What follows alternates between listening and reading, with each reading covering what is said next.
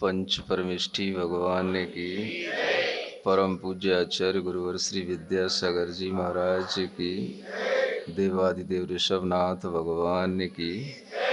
बोलिए परम पूज्य और हम योग प्रणेता प्राकृत मर्मज्ञ श्री प्रणम्य सागर जी महाराज की, मुनिवर चंद्र सागर जी महाराज की, विराजित समस्त साधु वृंद की।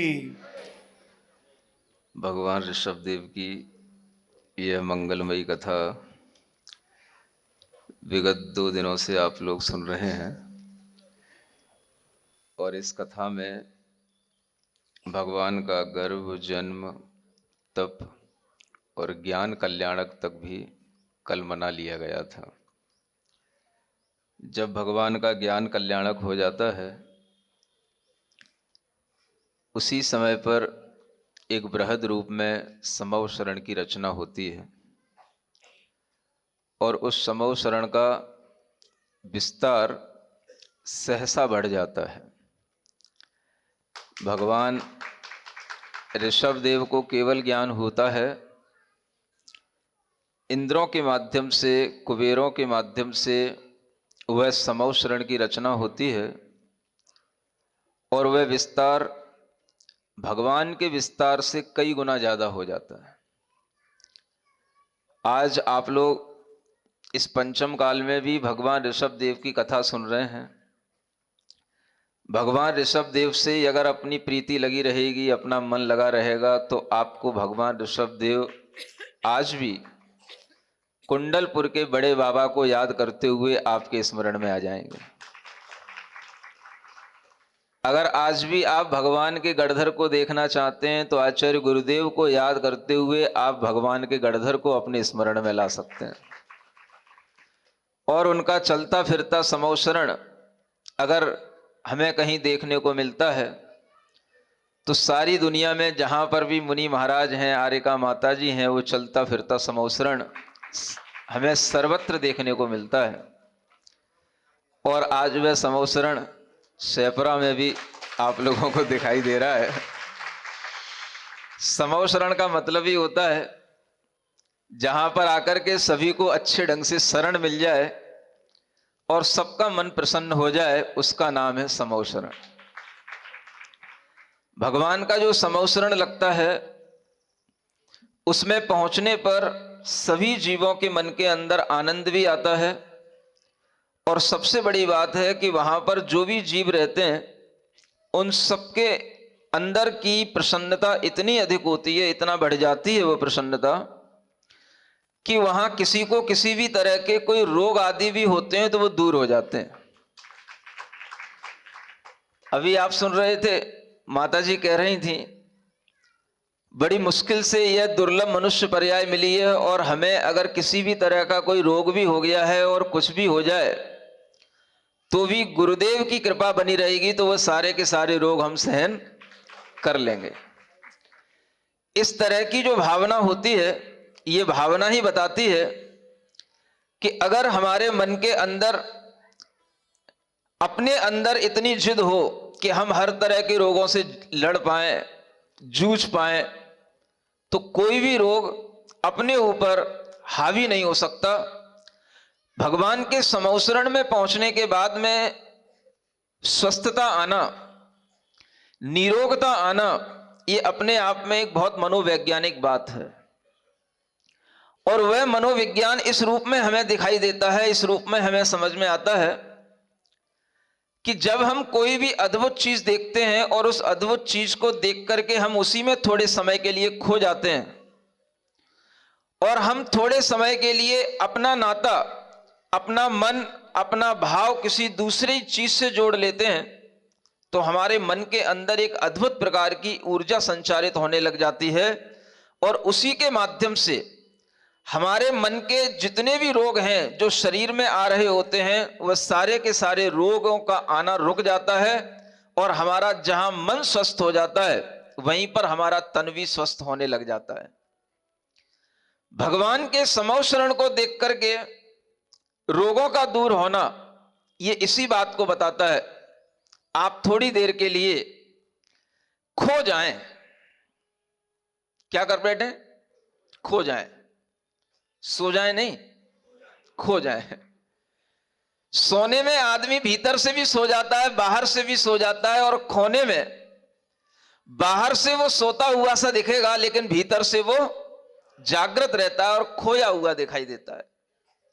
जब हम थोड़ी देर के लिए किसी भी तरह से उस ध्यान में खो जाते हैं, भगवान की भक्ति में खो जाते हैं, भगवान के गुणों की स्तुति करने में खो जाते हैं, तो वहीं पर अनेक तरह के आश्चर्य प्रकट होने लगते हैं।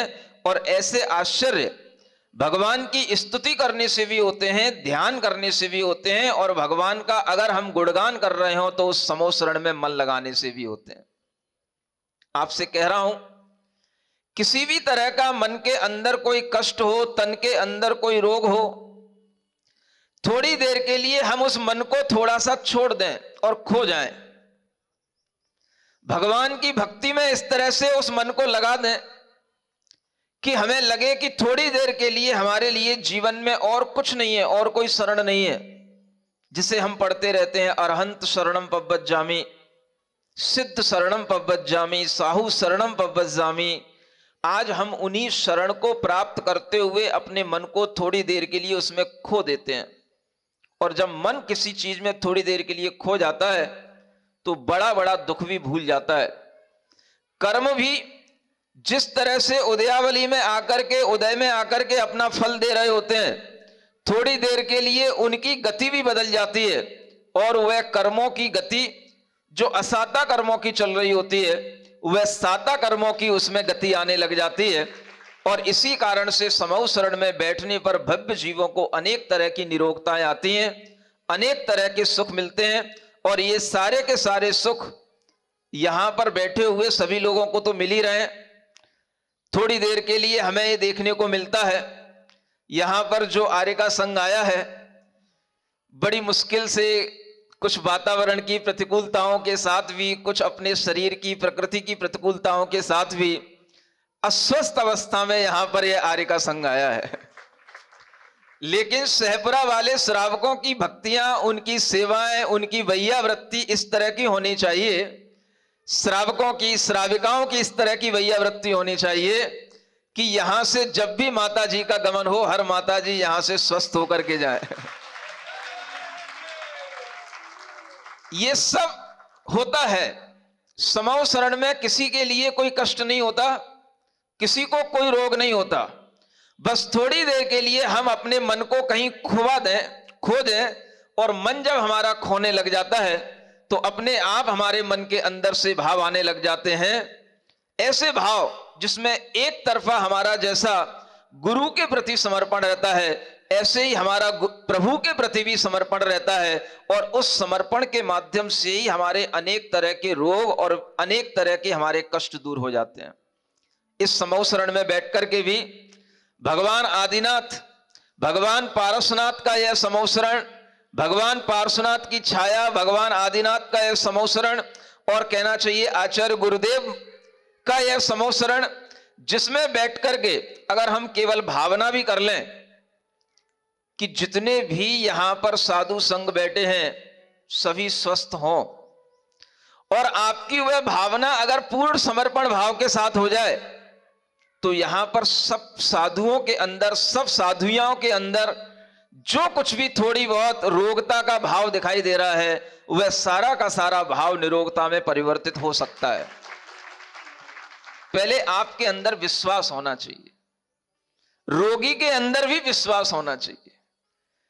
रोगी अगर यह सोचने लग जाए कि मेरा रोग अगर दूर नहीं होगा, तो उसका रोग कभी दूर नहीं हो सकता। विश्वास एक ऐसी चीज है जिसके माध्यम से ही यह मोक्ष मार्ग चलता है, जिसके माध्यम से ही यह शरीर का मार्ग चलता है, जिसके माध्यम से ही यह लोक यात्रा चलती है, और उसी के माध्यम से जीवन यात्रा चलती है। पहले विश्वास बनाओ। सम्यक दर्शन इसीलिए लिखा गया सबसे पहले मोक्ष मार्ग में, पहले विश्वास। कोई भी रोग हो, कोई भी परिस्थिति हो, हम उसको जीत लेंगे, हम उससे उबर जाएंगे, हम उस परिस्थिति से विचलित नहीं होंगे।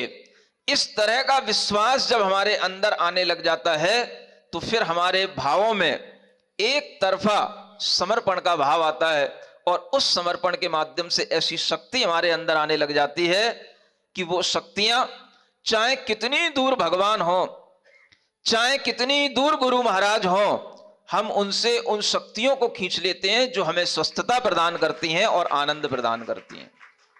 कल जब तिलोई पंडिती का स्वाध्याय हो रहा था तो उसमें भी आचार्य यतिवृषभ महाराज यही बात कह रहे थे कि भगवान कितने ही दूर हो, लेकिन दूर रहते हुए भी वह भगवान हमारे पाप समूह को दूर करने के कारण बन जाते हैं जब हम उनका स्मरण करते हैं। ये स्मरण अपने आप में एक बहुत बड़ी चीज है और इसी तरह का स्मरण हमें आज भगवान आदिनाथ का करना है।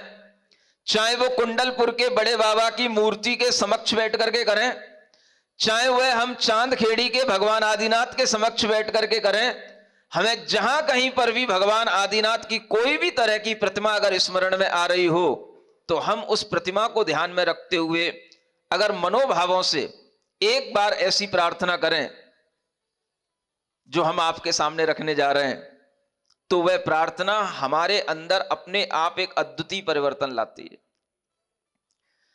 हमें अब किसी की जरूरत नहीं है, मुझे तेरे चरणों में जगह मिल गई है। मुझे अब किसी की जरूरत नहीं है, मुझे तेरे चरणों में जगह मिल गई है। भटका था क्यों मैं जमाने में अब तक, भटका था क्यों मैं जमाने में अब तक, मुझे इसकी सच्ची वजह मिल गई है। मुझे अब किसी की जरूरत नहीं है, मुझे तेरे चरणों में जगह मिल गई है।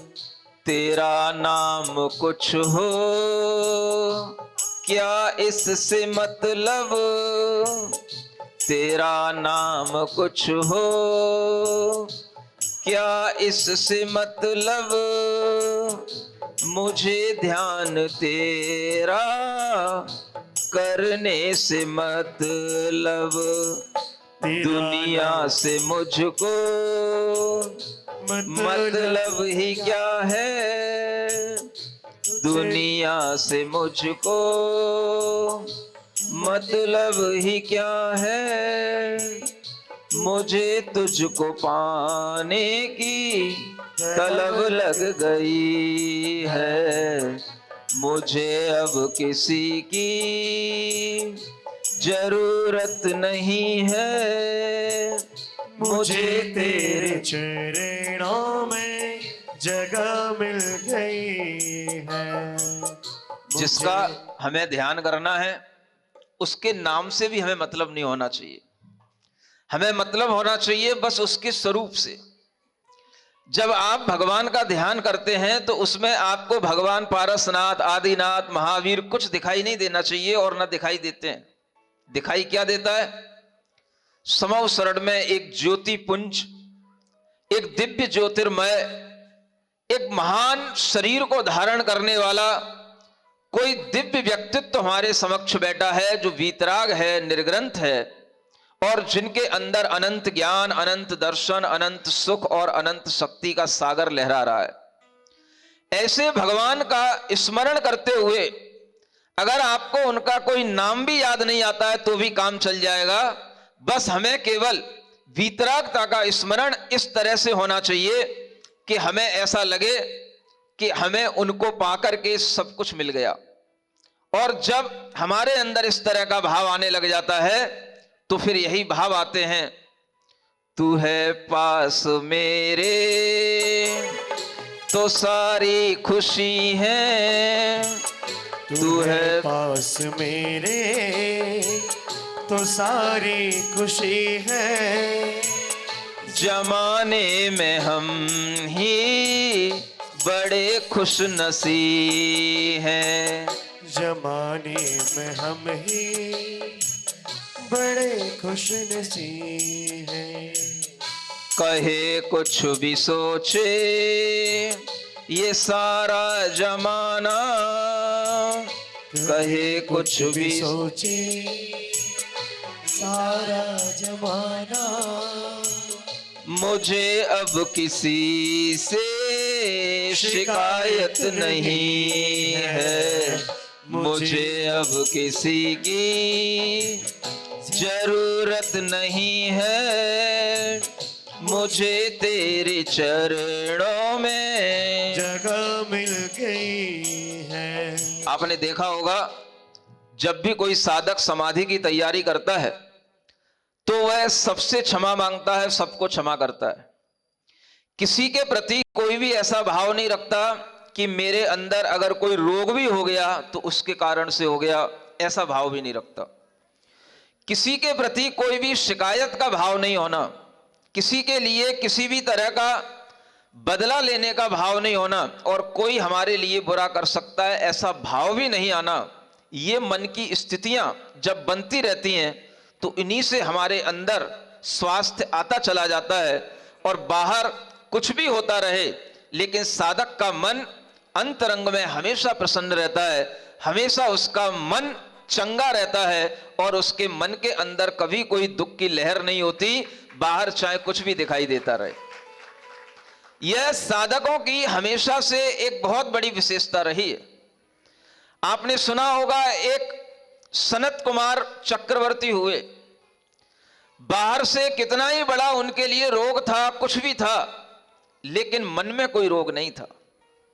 और जब उनका मन इतना स्वस्थ था कि बाहर से भी आकर के उनके लिए एक देव परीक्षा करने के लिए आते हैं, और वह देव आकर के उनकी जब परीक्षा लेते हैं तो उनसे कहते हैं कि हम आपका ये शरीर स्वस्थ कर देंगे, तो वो कहते हैं हमें शरीर की स्वस्थता की जरूरत नहीं है, हमें जरूरत है अपने मन की स्वस्थता की। और जहां मन स्वस्थ होता है वहां पर साधक के अंदर अनेक सिद्धियां होती हैं, अनेक रिद्धियां होती हैं।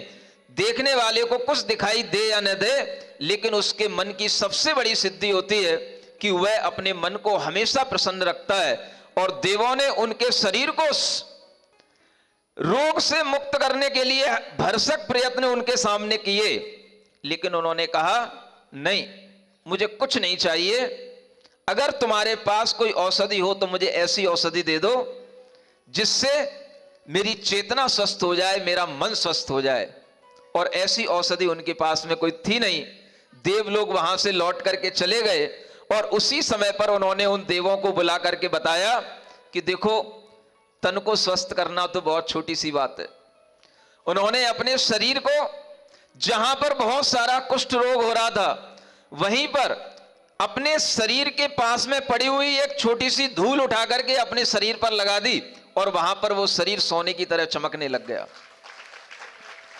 ये बात अगर हम मनोवैज्ञानिक ढंग से देखें तो ये सिद्ध करती है कि साधक का मन हमेशा अंतरंग में शरीर से बहुत दूर रहता है, और वह शरीर के प्रति अपने मन के अंदर किसी भी तरह की रोग होने पर भी मन के अंदर दुख होने का भाव नहीं लाता, किसी से कोई शिकायत नहीं करता, यहां तक कि अपने कर्मों का भी रोना नहीं रोता।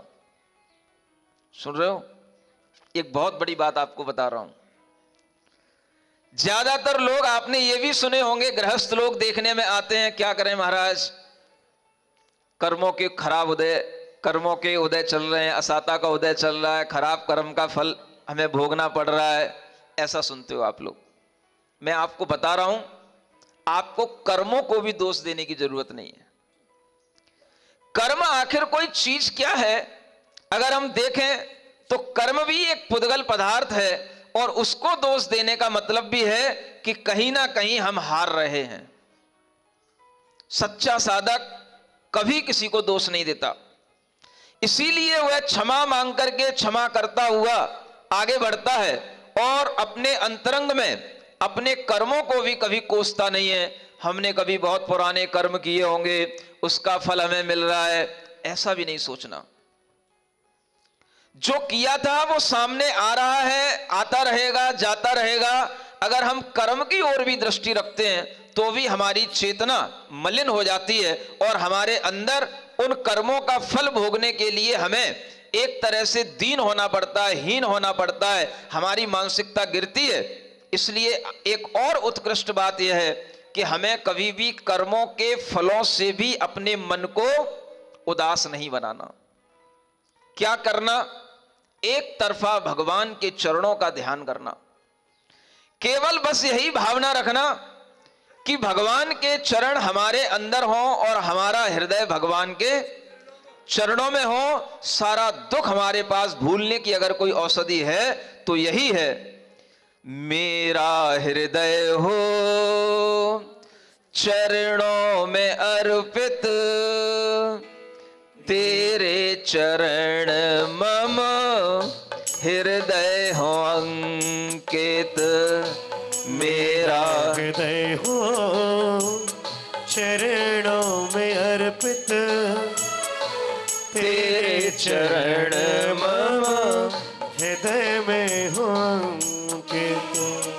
तू मुझ में है या मैं तुझ में समाया, तू मुझ में है या मैं तुझ में समाया।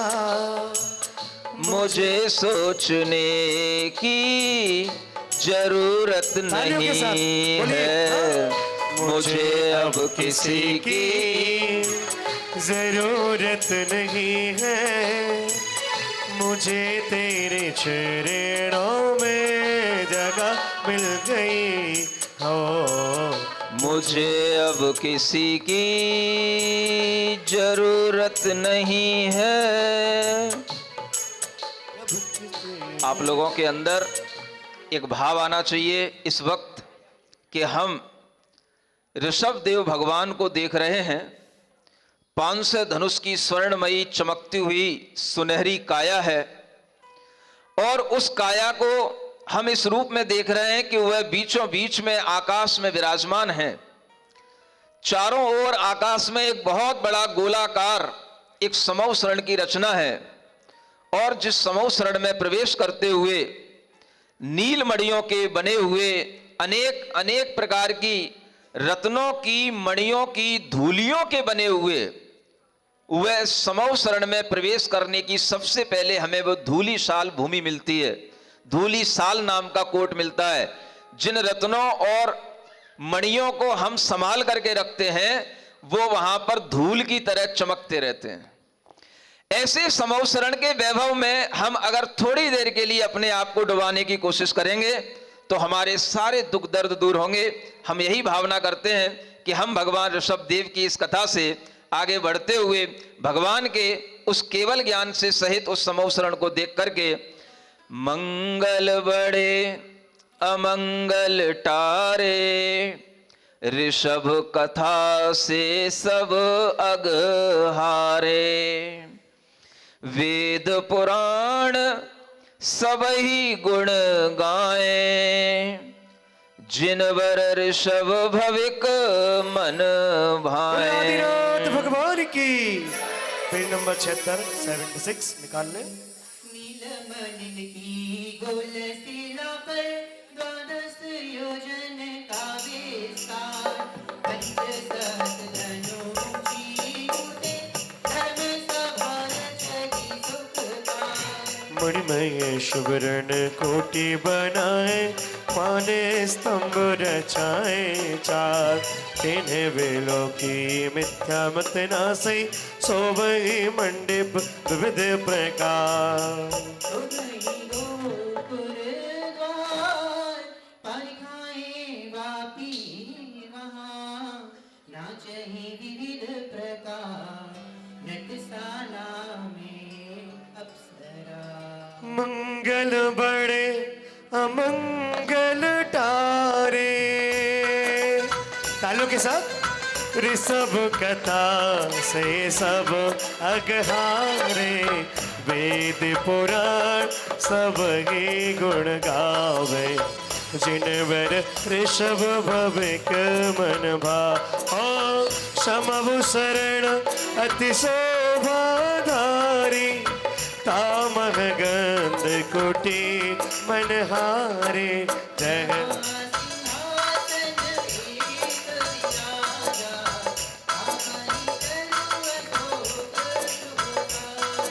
बारह सवा लगी जे और आते ने बिलो के नाचत मन मोरा।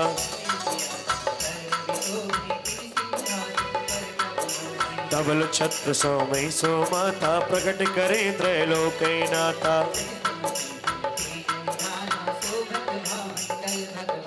उच्च रुचिर ध्वनि ते दब मांगे बाजत रुंद विधि सुगुंजांगे।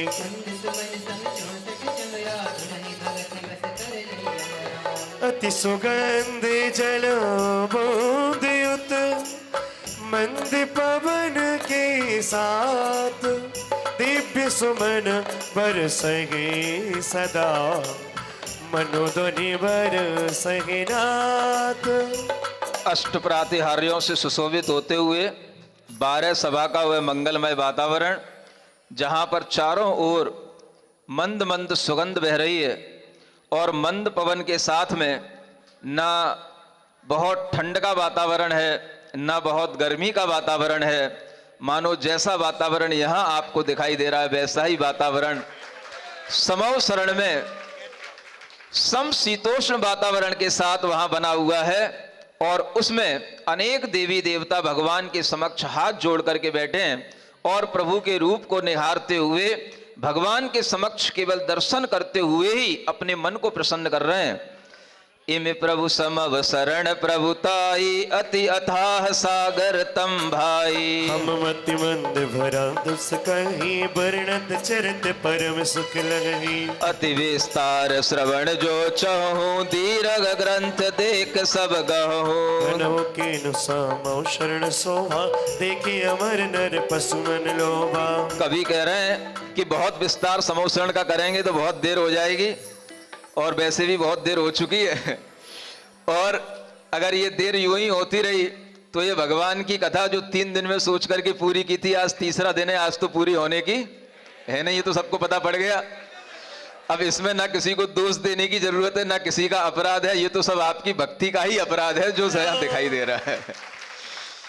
अब ये कथा कब पूरी होगी मैं बार बार कोई भी डिक्लेयर करना अच्छा नहीं समझ रहा, जब पूरी होगी हो जाएगी।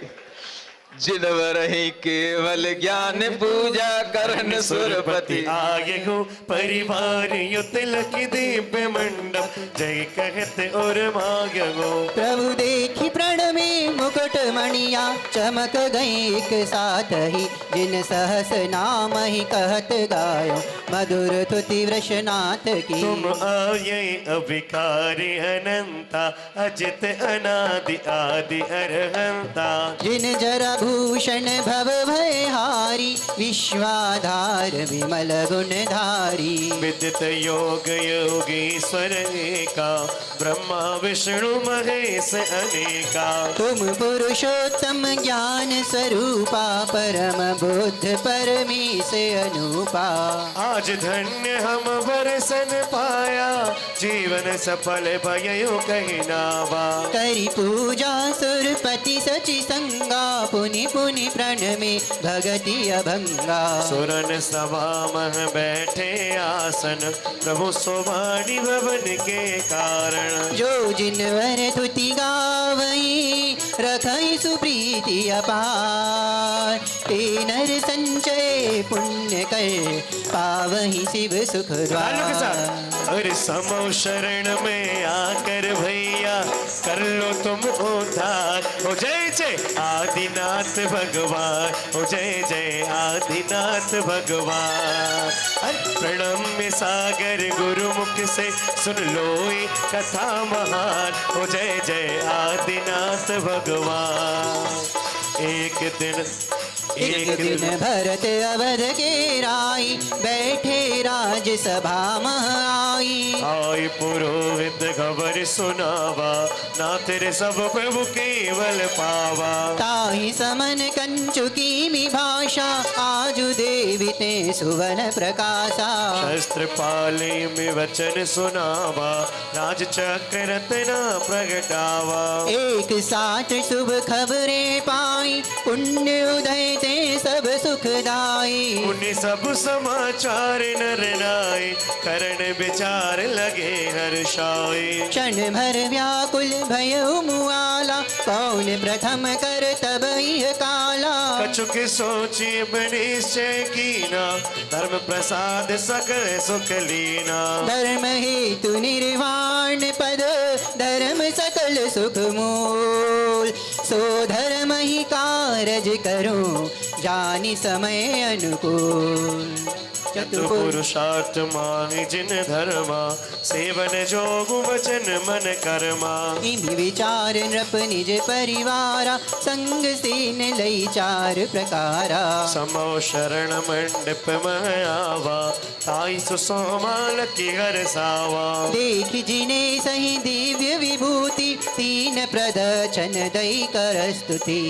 यह प्रसंग चल रहा है जब भगवान को केवल ज्ञान की प्राप्ति होती है, तो उधर जो भरत राज सम्राट के रूप में, चक्रवर्ती के रूप में अयोध्या में राज्य कर रहे होते हैं, उनके पास में भी समाचार पहुंचता है।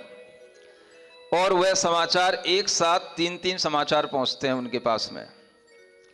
सब अच्छे सुयोग पुण्यवान जीवों को स्वयं एक साथ प्राप्त हो जाते हैं। और अच्छे सुयोगों में भी वह पुण्यवान जीव चयन करते हैं कि हमें पहले क्या करना चाहिए। भरत चक्रवर्ती के पुण्य का उदय आता है, उन्हें एक पुत्र रत्न की प्राप्ति होती है, और वह पुत्र रत्न का समाचार भी उनके पास में पहुंचता है कि आपको पुत्र रत्न की प्राप्ति हुई है। चक्रवर्ती का पहला पुत्र हो, समझो कितनी खुशी हो रही होगी। हो रही है। दूसरा एक और समाचार उन्हें मिलता है कि उनकी आयुधशाला में चक्र रत्न उत्पन्न हुआ है, और वह चक्र रत्न इस बात का प्रतीक होता है कि अब आप चक्रवर्ती बन गए हैं। आपके लिए वह चक्र रत्न स्वयं आयुधशाला में प्रकट हुआ है। बस आपको उस चक्र रत्न के सहारे केवल बस दिग्विजय की यात्रा करके लौटना है, और आपके चक्रवर्ती का राजमुकुट आपके ऊपर लगा दिया जाएगा। ये दूसरी सबसे बड़ी घोषणा। समझो आप, अगर आपसे कहा जाए कि आपको प्रधानमंत्री बना दिया जा रहा है देश का, कैसा भाव होगा? इतने हल्के में ले रहे हो। आप सोचोगे कि कहीं हम स्वप्न तो नहीं देख रहे हैं अपने, इधर हाथ मारोगे गाल पे, इधर हाथ मारोगे, आंखों में पानी मारोगे, कहीं हम स्वप्न तो नहीं देख रहे हैं। ऐसे ही वह भरत चक्रवर्ती के मन में भाव आता है कि देखो इतना बड़ा बड़ा हमारे लिए एक साथ लाभ हो रहा है, और ये एक साथ उन्हें समाचार मिला। और तीसरा समाचार मिला कि केवल ज्ञान की प्राप्ति अपने पिता ऋषभ देव को हुई है। ये तीनों समाचार एक साथ मिलने के बाद वे विचार करते हैं कि अब हम किसकी खुशियां पहले मनाएं। बताओ, आप लोग होते तो किसकी खुशियां पहले मनाते? सही से बोलना, झूठ नहीं बोलना। हाँ, किसकी खुशियां पहले मनाते? अरे केवल ज्ञान तो होते रहते हैं, भगवान भगवान तो बनते ही रहते हैं। क्या करें, पहले घर में पुत्र आया है, पहले तो उसका मुख देखें, पहले तो उसकी खुशियां मनाएं। चक्रवर्ती का चक्र रत्न उत्पन्न हुआ है, वो तो कहीं नहीं जाएगा, उसके बाद में चक्र रत्नी खुशियां मनाएंगे। सबसे बड़ी खुशी आपके लिए क्या होगी? पुत्र रत्न की प्राप्ति होना। लेकिन जो वास्तव में भीतर से धार्मिक जीव होते हैं, जिन्हें हम सम्यक दृष्टि कहते हैं, जिनकी दृष्टि आत्मा पर रहती है, और जो हमेशा आत्मा की ही उत्कृष्टता को महत्व देते हैं, परमार्थ को महत्व देते हैं, उनके भाव सामान्य लोगों से कुछ अलग होते हैं। वह भरत चक्रवर्ती क्षायक सम्यक दृष्टि हैं। उन्हें दिख रहा है हम भले ही चक्रवर्ती हैं, लेकिन ये सब भी हमारे पुण्य कर्म का फल है। कोई बहुत हमारा अभी वर्तमान का पुरुषार्थ नहीं है। पुत्र रत्न की प्राप्ति, अरे ये तो सामान्य व्यक्ति भी कर लेता है। काम पुरुषार्थ का फल है, अर्थ पुरुषार्थ का फल है। इन पुरुषार्थों के फलों से हमारे लिए कोई प्रयोजन की सिद्धि नहीं होती। और वह मन में विचार करते हैं, सबसे पहले अगर हमें जाना है तो भगवान आदिनाथ के समौ शरण में भगवान का केवल ज्ञान का दर्शन करने के लिए जाना है। और यह विचार करके वह भगवान के समौ शरण में पहुंचते हैं। सुन रहे हो आप लोग? बहाने बनाते हो थोड़ी थोड़ी सी बातों के लिए। अरे भगवान का समौ शरण आज हमारे सामने वर्तमान में नहीं भी है, तो भी आपके समक्ष जो भी समोसरण दिखाई दे रहा है, यह समोसरण भी आपके कम पुण्य से नहीं आया है, बहुत पुण्य से आया है। आप सोच सकते हो, जो साधु बनते हैं, साध्वी बनती हैं, अपने जीवन में जितना भी पुण्य होता है वह सारा का सारा पुण्य अपनी तपस्या करने में लगा देते हैं। जो भी जीव इस व्रत के मार्ग पर, धर्म के मार्ग पर अग्रसर होते हैं, वो सारी सुख सुविधाओं को छोड़ करके, सारे भौतिक सुखों को छोड़ करके, सारा अपना जो कुछ भी उन्हें पुण्य के उदय से प्राप्त होता है वह सब त्याग करके सारा का सारा अपनी तपस्या करने के लिए लगा देते हैं। और उनके अंदर जो पुण्य संचित होता है, वह पुण्य अगर आपके लिए दिखाई देगा तो वह ऐसे ही संयोगों के माध्यम से दिखाई देता है। जितने ज्यादा साधक साधिकाएं एक साथ आपके लिए दर्शन करने को मिले, समझना आपकी आंखों में आज बहुत सारा पुण्य एक साथ उतर करके आया है। अपने इस पुण्य की अगर सराहना करोगे तो कभी भी बहाने नहीं बनाओगे। अरे भगवान की कथा, आप लोगों के मन के अंदर यही भाव होना चाहिए कि भगवान की कथा कभी भी पूरी होनी ही नहीं चाहिए। भगवान की कथा तो निरंतर चलती रहनी चाहिए, ताकि हम भगवान की कथा सुनते रहें और समूह शरण में प्रतिदिन आते रहें और हमारे भावों में हमेशा मंगलता और शुभोपयोग का भाव हमेशा बना रहे। ये भावना अगर बनी रहेगी तो आपको यहां पर ऐसे दृश्य आगे भी देखने को मिलते रहेंगे। ऊबने की जरूरत नहीं होती है, डूबने की जरूरत होती है। धार्मिक कभी व्यक्ति ऊबता नहीं है, डूबता है। और जो डूबता है वह कभी भी बहाने नहीं बनाता है, वह संसार के सारे दुखों से ऊब करके ऊपर उठ जाता है। ऐसे ही वह भरत चक्रवर्ती भगवान आदिनाथ के समूह शरण में जाकर के वहां डूबते हैं और उसी का यह वर्णन चल रहा है। भक्ति सहित पूजे भगवाना, पुण्य पुण्य प्रणमे भरत सुजाना। भरत भगति प्रभु पद अधिकाई, वर्णत पार नावत भाई। बैठे मनुज सवा मह जाई, देखहि त्रिभुवन पति प्रभुताई। तरु अशोक पहि स्वर्ण सिंहासन, तापर बैठे भवि जन तारन। सिर पर सोभहि छत्र अनूपा, प्रकट ही त्रिभुवन की सर रूपा। रवि सम तेजवंत भामंडल, प्रभु पाछे शोभहि शशि करदल। चमर सुर भर सही फूला, बाजत बाजहि मंगल मूला। प्रेम सहित बैठे भवि प्राणी, देखहि प्रभु छवि दिव्य प्रभु मुख सुहानी। छवि बड़ कोटि मयंका, कोटि सूर्य ते बड़ कलंका। क्षणिक सो छवि उपमा नाहि, सत्य शिवम सुंदरता माहि। ओ मंगल बड़े अमंगल टारे। तालियों के साथ। ऋषभ कथा से सब अगहारे, वेद पुराण सब ही गुण गावे। जिन वर आदिनाथ मन भावे। देखि सभा सब शांति युत बटे भरत नर नाव। प्रश्न किए अति विनय सो उर्म भरा उछाव। तात आदि शुभ प्रश्न अनेका, पूछे प्रभु सन धारि विवेका। सुनि शुभ प्रश्न समय अनुकूला, सुंदर सुखद सुमंगल मूला।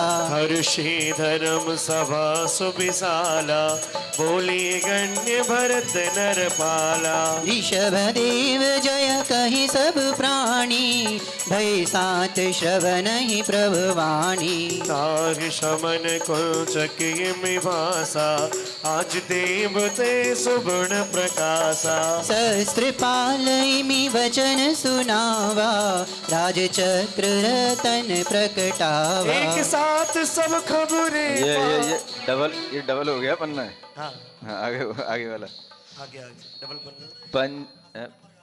पंच समति महाव्रत धर्मा द्वादश भाव वचन मन कर्मा इमे सुम भाव सुसंबर कारण ये निर्भाव सागर ते कारण संबर सहित करो तप भाई कर्म पुन ते करे कराई निर्जर तत्व ज्ञान तप कारण भाव सागर से पार उतारण घाति अघाति कर्म रिपु भारी जो इन नष्ट करे तपधारी पावे ते शाश्वत निर्वाणा मोक्ष महाफल करत सुखाना मुक्ति जीव नहीं लौटते पुण्य में जग के माहे होई निकल परमात्मा तेरे गुण मुनिवरतान तो तुम चैति मोक्ष निर्वाणा जगते दूर स्वतंत्र महाना तो तुम चलो रत्न त्रय पंथा तापत जावई मुनि निर्गंता। आगे पीछे हो गया तो ये उसके पीछे वाला 81 नंबर का पेज था, पहले था। हाँ, मिथ्या दर्शन चारित ज्ञाना यह कुपंथ दुखदाई महाना सो सम्यक धन सब सुख जानो यह जन पावई आसम पानो। मोह महारिपु सम्यक हेतु ज्ञान ध्यान सुहृद सुख केतु आत्म ध्यान सकल सुख मूला भौतिक मोह मोक्ष प्रतिकूला। भौतिक मोह कर्म रिपु कारण कारण भव कान माहि फिरावन सोत जी इंद्रिय सुख है भाई चलहु मोक्ष मग जान सुखदाई। भरतई प्रभु निश्चय व्यवहारा मुनि श्रावक इम धर्म उचारा सब भेद स्वरूप सुनाए धर्म अर्थ पुरुषार्थ बताए। त्रैलोकई सब रूप सुनाए स्वर्ग सुख दुख नरक बताए। मध्य लोक सब रचना गाई कल्प काल महिमा बतलाई। भरत भूत भावी त्रय काला द्रव्य स्वरूप कहा जगपाला। हर्षे भरत श्रवण प्रभुवाणी बोली जय जय त्रिभुवन ज्ञानी। जब तीर्थंकर जय जय भूधर तारण तरण हरत सब भूषण जय जय कहत चरण सिरुनाए सकल सभासद उर प्रभु भाए। भव बनते भयभीत जन सुनि सुख पद जिनवा निज निज समर्थ सो भये श्रावक सुख सुख का मुनि श्रावक सुख का। हम आदि प्रभु की गाथा गाने आए हम आदि प्रभु की गाथा गाने आए। गुरु प्रणम सागर के मुख से गुरु प्रणम सागर के मुख सुनकर हम हर्षाए। हम ऋषभ प्रभु की मंगल गाथा गाए हम आदि प्रभु की मंगल गाथा गाए। सारा का सारा उपदेश भगवान ने संक्षेप में दे दिया। सुन रहे हो, भगवान ने सारा उपदेश संक्षेप में दे दिया। और वो उपदेश कैसे दे दिया बताओ? काल कितने होते हैं बोलो? 3 काल होते हैं। कौन कौन से? भूत भविष्यत वर्तमान। लोक कितने होते हैं? 3 लोक होते हैं। कौन कौन से? अधोलोक, मध्यलोक और ऊर्ध्वलोक। गतियां कितनी होती हैं? 4 होती हैं। कौन कौन सी?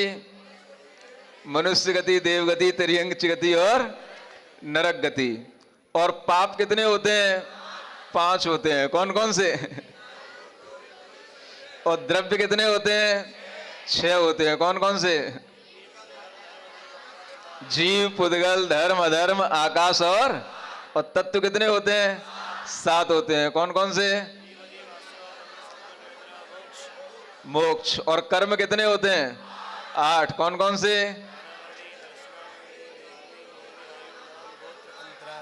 भगवान ने संक्षेप में इस तरह का सारा तत्व का दिग्दर्शन करा दिया। विस्तार से सुनना हो तो अलग से दोपहर में क्लासें लगती हैं, उसमें आकर के सुनना।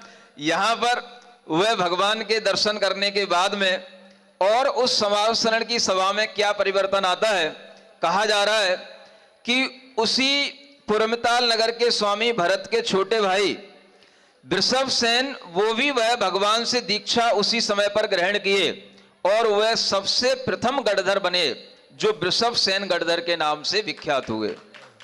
यह वृषभ सेन गढ़धर भरत के छोटे भाई थे। अब आप समझ सकते हो, भरत के भाई गढ़धर बन रहे हैं लेकिन भरत अभी गढ़धर नहीं बन पाए, क्योंकि उन्हें अभी चक्रवर्ती पने का कुछ मोह उनके लिए अभी बचा हुआ है। है, वह अभी पूरे राज्य का संचालन करना है, उन्हें 60 खंड भूमि के अभी राजा बनना है, और ये कर्म भी उनके लिए फलने वाले हैं। इसके साथ ही जिन राजा सोम और श्रेयांश की आपने चर्चा सुनी थी, वह राजा सोम और श्रेयांश भी भगवान की प्रीति वसात, भगवान की भक्ति वसात उनके समूह शरण में दर्शन करने के लिए आते हैं, और जब वहां दर्शन करके उस समूह शरण में भगवान के मुख से दिव्य ध्वनि सुनते हैं, मुनि धर्म का स्वरूप सुनते हैं, तो वह भी वहां पर मुनि दीक्षा लेकर के भगवान के गणधर पद पर प्रतिष्ठित हो जाते हैं। ऐसे ये भगवान के अनेक गणधर वहां पद पर प्रतिष्ठित हो जाते हैं, और वह गणधर संख्या में कितने होते हैं? 84 गणधर होते हैं भगवान के। उन 84 गणधरों में बहुत कुछ तो भगवान के आसपास के रहने वाले, उनसे परिचित ही लोग होते हैं, और जो वास्तव में भरत चक्रवर्ती आदि हैं, बाहुबली आदि हैं, जो उनके पुत्र हैं, ये सब बड़े बड़े पुत्र ये अपने अलग अलग तरह से अभी राज्य संभाल रहे होते हैं। इनकी भी लीला आगे आपको देखने को मिलेगी। अभी यहां पर वही बताया जा रहा है, पुरमितालपुर के नरराई, वृषभ सेन भरतेश्वर भाई, लई दीक्षा गणधर पद पावा, सब गणधर में प्रथम कहावा। कुरुवंशी नृप सोम सुजाना, तानुज श्रेय सुमदानी महाना, दीक्षित भय भय गणराई, अन्य भूप तज नृप प्रभुताई। सर्वप्रथम जिन शिव सुख पावा, जाउर जिन बानी अति भावा। अंत वीर भरते के भाई, हृदय लंकृत भय मुनिराय। भरत भगनि भय गणिनि प्रधाना, नाम ब्राह्मी विदुषी महाना। सुंदर प्रभु पद प्रीति अपारा, दीक्षित भय तज सुख संसार। देखो, आर्यकाओं में भी सबसे पहले आर्यकाओं में सुशोभित होने वाली महाविदुषी वह भगवान आदिनाथ की जो पुत्रियां थीं, ब्राह्मी और सुंदरी, वह पुत्रियों ने ही सबसे पहले आर्यकाओं के पद पर प्रतिष्ठित होकर के महिलाओं का मार्ग आगे के लिए खोला, कि वह हमेशा अपने दुखों को जीतने के लिए, संसार के दुखों को जीतने के लिए आर्य का व्रतों का पालन करें। इस तरह की यह परंपरा शुरू की ब्राह्मी सुंदरी ने शुरू की, और वही परंपरा आप देख रहे हो, आचार्य महाराज ने इतनी अधिक संख्या में वह परंपरा को आगे बढ़ाया है कि भगवान महावीर स्वामी के बाद अगर ये परंपरा कभी विच्छिन्न हुई थी तो हो गई होगी, लेकिन आगे यह परंपरा निरंतर बनी रहेगी, क्योंकि आचार्य गुरुदेव ने इतना विशाल संघ का निर्माण कर दिया है कि आगे आने वाले समय में यह परंपरा कभी भी विच्छिन्न नहीं होगी। ऐसी यह ब्राह्मी सुंदरी की परंपराओं को सुशोभित करने वाली ये आर्यका माताएं यहां बैठी हैं, और इसी तरह के पूरे श्रावक श्राविकाओं के भी जो गढ़ होते हैं, उनमें भी श्रावकों के गढ़ों में भी उत्कृष्ट श्रावक होते हैं, जिन्हें क्षुल्लक महाराज कहा जाता है। ये उत्कृष्ट श्रावक कहलाते हैं। समूह शरण की सभा में उत्कृष्ट श्रावक भी होते हैं, श्राविकाएं भी होती हैं, आर्यकाएं भी होती हैं, और मुनि महाराज भी होते हैं। ऐसे ये चारों प्रकार के संघ जब भगवान के उस समूह शरण में बन जाते हैं, तब जाकर के वह समूह शरण पूर्ण बनता है। वही समूह शरण वहां पर निर्मित होता चला जा रहा है। जैसे आपने देखा होगा, जब नरेंद्र मोदी प्रधानमंत्री बने थे, तो उसके बाद में उन्होंने पूरा का पूरा वह मंत्रिमंडल का नियुक्तिकरण किया था, और वह मंत्रिमंडल अपने आप नियुक्त होता चला जाता है, बस एक प्रधानमंत्री सामने आना चाहिए।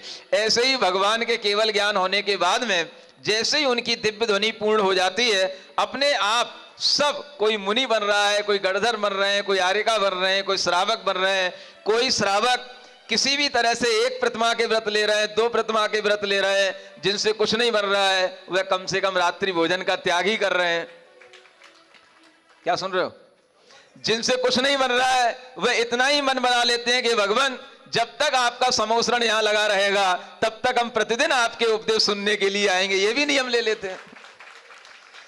कोई भी व्यक्ति वहां पर समूह शरण से बिना कुछ भी भावना लिए खाली नहीं जाता, कुछ ना कुछ भगवान से अपना संबंध बना करके रखता है, और इसी कारण से वह समूह शरण हमेशा भरा पूरा रहता है। ऐसे समूह शरण में देखो, ब्राह्मी सुंदरी की आर्यका पदों पर नियुक्ति हुई, और उसके बाद में आगे देखो ये 4 प्रकार का गढ़ कैसे सुशोभित हो रहा है। चार सहस नप मगति मरंगा। जो निर्ग्रंथ भय प्रभु संगा। दृष्टि भयो बिचरी बन मांगे मन तापस मुनि मारग नागे। ते सब मर्च छोड़ प्रभु पाई पुनि मुनि भय लख देव सराही। भावलिंग मुनि बर व्रत धारे करन लगे तब ज्ञान उजारे। देखो ये 4000 मुनि महाराज जो भगवान ऋषभ देव के साथ में दीक्षित हुए थे, वो सारे के सारे मुनि महाराज, चूंकि उन्हें ज्ञान नहीं था, वह युग की आदि थी, प्रारंभ हुआ था, धर्म का कोई उन्हें परिचय नहीं था। भगवान के पास तो अवधि ज्ञान था, इसलिए उनने अपने अवधि ज्ञान से अपनी चर्या बना ली। सबके पास तो अवधि ज्ञान होता नहीं है, तो उनका भी कोई दोष नहीं है। सुन रहे हो कि नहीं? दोष दुनिया में किसी को नहीं देना। उनका कोई दोष नहीं, उनकी अज्ञानता, उनके पास में वो ज्ञान था ही नहीं, इसलिए वह सोचते रह गए कि क्या किया जाए। और वह अपने अलग अलग तरीके से, किसी ने छाल पहन ली, बलकल लपेट लिए, कोई कुछ भी भोजन पानी करने लगा, किसी ने फल फूल खाने लग गए। वो सभी 4000 लोग इधर उधर भ्रष्ट होकर के घूम रहे थे। लेकिन भगवान ऋषभ देव ने जब तक वो मुनि अवस्था में रहे, जब तक उन्हें केवल ज्ञान की प्राप्ति नहीं हुई, उन्होंने तनक भी किसी की चिंता नहीं की।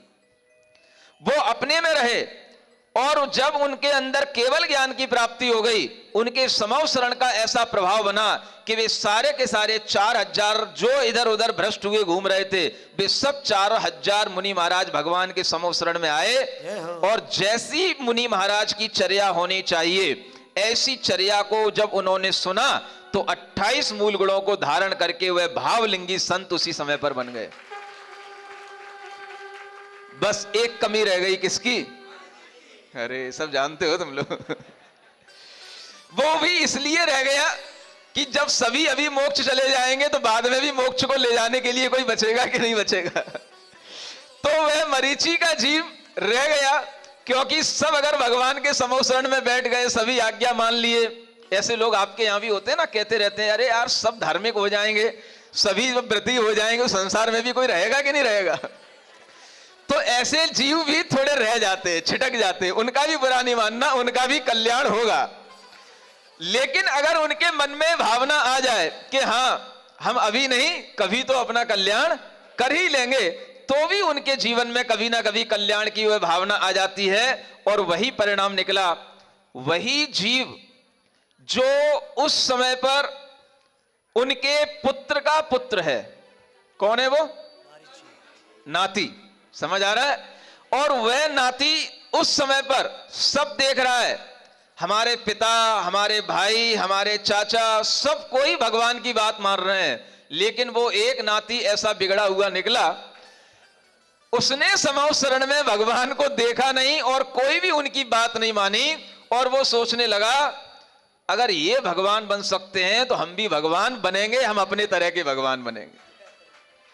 और वह अलग अपने एक समुदाय उसने बना लिया, अलग तरह से उसने अपने लिए एक अलग विचार बना लिया। और उस विचार के माध्यम से वह ऐसा निकला कि वह भगवान से दूर हो गया। लेकिन वह दूर होते हुए भी वह सोचता रहा कि आखिर इन्होंने अपने जीवन में जो पाया उसके कारण से बन गए, हमें अपने जीवन में जो मिला है हम उसके कारण से बनेंगे। और ऐसा बनते बनते बात बिगड़ गई। क्या हो गया? बनते बनते बात बिगड़ जाती है क्यों, और जलते जलते बाती बुझ जाती है क्यों। तो वह क्यों का उत्तर आपको यही मिलता है कि वह उसकी बात बिगड़ी, और बिगड़ी ऐसी बिगड़ी कि अनेक उसके सामने पर्याय निकल गई, अनंत काल निकल गया। और ऐसी वह बात बिगड़ी कि कहां भगवान आदिनाथ का प्रारंभ तीर्थंकर आदि तीर्थंकर का काल, और कहां अंतिम 24वें तीर्थंकर का काल। लेकिन वो भी ऐसा जिद्दी आदमी निकला, बनूंगा तो मैं भगवान ही बनूंगा, कम में सौदा नहीं होगा। अगर मेरे दादा तीर्थंकर हैं तो मैं भी तीर्थंकर ही बनूंगा, चाहे 2 तीर्थंकर एक साथ में होते तो ही नहीं है। समझ आ रहा है ना? ये जिद के कारण से उसे तीर्थंकर बनना था, वह अंत में जाकर के 24वां तीर्थंकर बना, भगवान महावीर बना। इसलिए कह रहा हूं, जिद्दी बच्चे भी अच्छे होते हैं, बिगड़ैल बच्चे भी अच्छे होते हैं। कभी भी उन बिगड़ैल बच्चों को, जिद्दी बच्चों को कभी घर से बाहर मत निकालना। और उनके लिए भी इतना बुरा मत सोचना कि ये भ्रष्ट है, ये मिथ्या दृष्टि है, ये कुछ भी भगवान के समोसरण में मंदिर में आता नहीं है। न जाने उसके अंदर क्या पड़ा हो। वो भी अपने मन के अंदर किसी भी तरह का एक जिद रख सकता है। वह ये भी जिद रख सकता है हमें किसी मुनि महाराज के पास नहीं जाना है, हमें खुद मुनि महाराज ही बनना है। ये भी जिद कर सकता है वो। ये भी जिद उसके लिए कल्याणकारी होगी, लेकिन आपकी दृष्टि में ऐसा लगेगा कि वह पापी है, अधार्मिक है। इसलिए किसी भी जीव के लिए अंतरंग से बुरा नहीं समझना, जिद अपने आप में अच्छी रखना। देखो उस मरीचि के जीव ने कौन सी अच्छी जिद रखी थी। आप अगर तीर्थंकर बने हो, भगवान बने हो, तो मैं भी तीर्थंकर ही बनूंगा। अब चाहे आपके सामने नहीं बन सकता कोई बात नहीं, लेकिन जब भी बनूंगा तो ये जिद थी उसकी। ये किसी को नहीं पता है, सब लोग बुराई करते उसकी। मरीचि मिथ्या दृष्टि था, भगवान की बात नहीं मानी, दुनिया में भटकता रहा। अरे भटकते दुनिया में सभी रहते हैं। अनंत काल तो आदिनाथ को भी हो गया था, अनंत काल उसको भी हो जाएगा, क्या बड़ी बात है। लेकिन बनूंगा तो तीर्थंकरी बनूंगा। ऐसी भी जिद अपने अंदर अगर आ जाए तो भी आत्मा का कल्याण हो जाएगा, ये भी ध्यान रखना। चलिए। श्रुत कीर्ति श्रावक भये समुचित शुभ सा भई श्राविका प्रिय व्रता जगत माहि विख्यात। सम्यक दर्शन मनीयुत अणुव्रत मोती माल धारण प्रभु पूज के गए अबन पार भय गए भगवानी विरामा जय लखी हरिगन कोटि प्रणामा। जिनवर सहस नाम तुति गाई मंगलमय सब भांति सुहाई। परम विनीत विनित कर जोरे करण लगे जगवत दिन थोड़े। मैं सुरपति तुम त्रिभुवन नाथा के विधि गाऊं विशद गुण गाथा। तुम गुण सहस संबंध समाना वर्णत आउण पार सुहाना। तुम तीर्थंकर धर्म धुरंधर विश्व विभूषण विश्व हितंकर। प्रोमुख चंद्र किरण तुम बचना भयो अलोकित मंडप रचना। शुभ वचनामृत करके पाना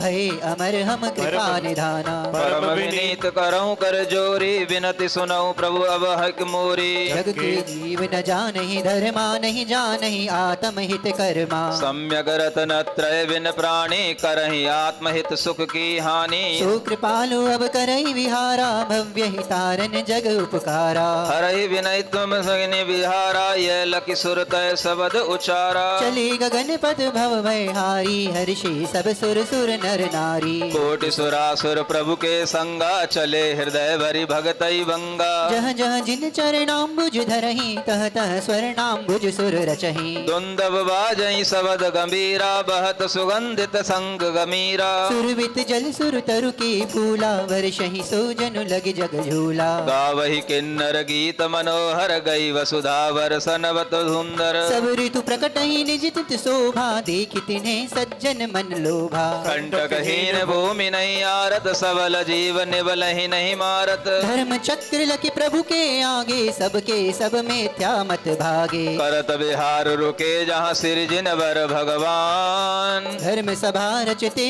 रहे श्री कुबेर धनवान।